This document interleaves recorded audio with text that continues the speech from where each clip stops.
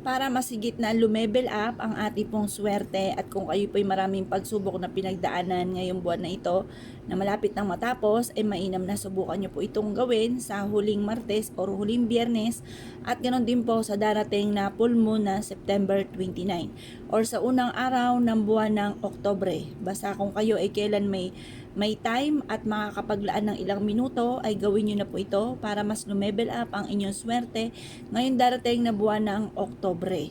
Para siksik-liglig at aapaw at maraming pera ang darating sa atin mga bossing ko. Ngayon pa mga bossing, ano po ang dapat nating gawin? Kumuha po kayo mga bossing ko ng isang malinis na papel. Sa papel na ito ay isusulat natin ang lahat ng ating mga ninanais. Halimbawa po mga bossing ko, halimbawa, mananaya ka. Kung ano yung numero na alaga ninyo, isulat nyo dito. Halimbawa po mga bossing ko, dahil ang anak ko pong bunso ay magbe-birthday na, ang birthday po niya ay October 27, ay di G's 27. Pagkatapos, siya po ay mag-i-11 na mga bossing. Tapos, sulat nyo po dito, halimbawa, ilan po yung anak ninyo, kung ilang taon na po ito. Ang isa kong anak na panganay ay 19 years old.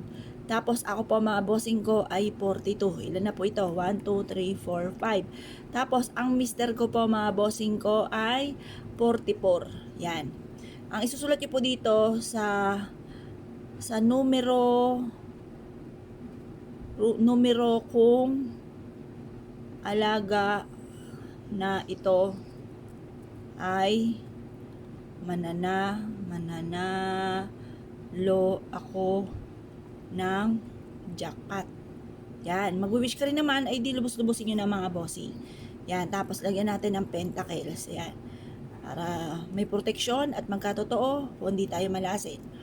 Pagkatapos mga bossing ko, wish po dito, magkaroon ako ng negosyo na dito na ako yayaman. Siyempre mga bossing, mag-wish ka rin naman, lubos-lubosin nyo na. At ito ay isa sa mga pinaka-the best. Magkaroon ng negosyo na dito na yaman. Ibig sabihin, pang matagalan, maaaring panghabang buhay na negosyo na kayo ay magiging matagumpay. Mas maganda ito kaysa sa mananalo ng jackpot. Pero kung halimbawa kayo po ay mananalo, ay boy, swerteng-swerte mga bossing. Ngayon pa mga bossing kasi, para sa akin, mas the best yun talagang dumadaan ka sa proseso, yung negosyo, kaysa sa bigla ang pera. Kasi marami na ako napakinggan ng mga ganyan. Pero nalaman ko marunong kang humawak ng pera, mas mapagyayaman mo pa yan. Ngayon pa mga bossing, i-wish rin po dito, ang gawin natin siyang pentacles. Tapos wish rin po dito, basta kung ano yung gusto po niyo. Bawa, ang aking mga anak ay makatapos ng pag-aaral at magkaroon sila ng magandang buhay, umamat maging matagumpay, ganun po. Or kaya, gumaling kami sa aming karamdaman at magkaroon kami ng mahabang buhay, ganun po mga bossing ko ang pag-wish.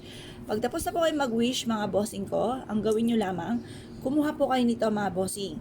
Bakit po natin kailangan ng bawang? Ang bawang isa sa mga paborito ko. Bagamat yung iba, parang hindi ka maniniwala. Pero kung hindi mo susubukan, hindi mo malalaman ng napaka-epektibo po nito. Basta huwag kayong aasa dito. Baka naman po gumawa ka ng ganito at ikaw ay aasa na uulan ng pera. At ang pera ang mismong lalapit sa inyo. Abay, wala pong ganon. Kailangan sipag at tiyaga. Kaso nga lang minsan, masisipag naman po tayo. Yun ang malaking katanungan. Masipag, madiskarte, ginawa na lahat, hindi nakakalimot magdasal. Pero nadadali pa rin tayo ng kamalasan. Kaya diyan papasok ang mga pampaswerte.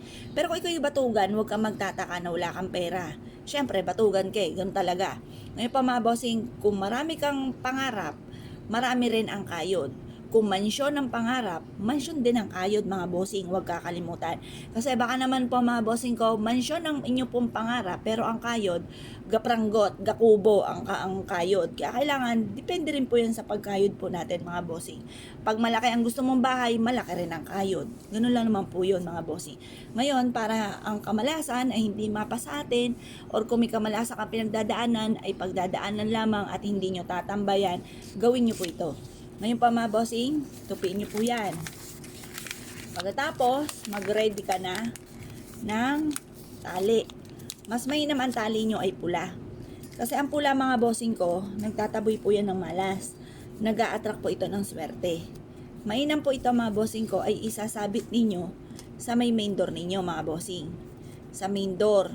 Mas maganda kasi sa main door kasi ang main door ay dyan naglalabas-masok ang miyembro ng pamilya. or kaya po sa may kwarto ninyo, sa may bintana, kung saan kayo ay natutulog. Sabit nyo lang po ito at makakatulong po ito upang sa ganon ay mabilis yung makamtan ng mga pinapangarap or yung mga kamalasan na paparating ay hindi mapapasa inyo. At basta lagi po tatandaan kung ano po ang laki ng mga pangarap, laki rin ng pagkayod ha.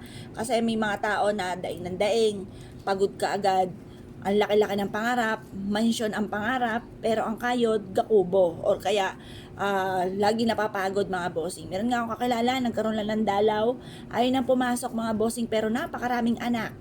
Kailangan marami kang anak, marami rin ang kayod mga bossing, kasi kawawa ang mga anak. Ngayon pa mga bossing ko, kayo po isa sa mga mahilig sa mga pampaswerte at naisyo po itong gawin, asya. Good luck po sa inyo po lahat.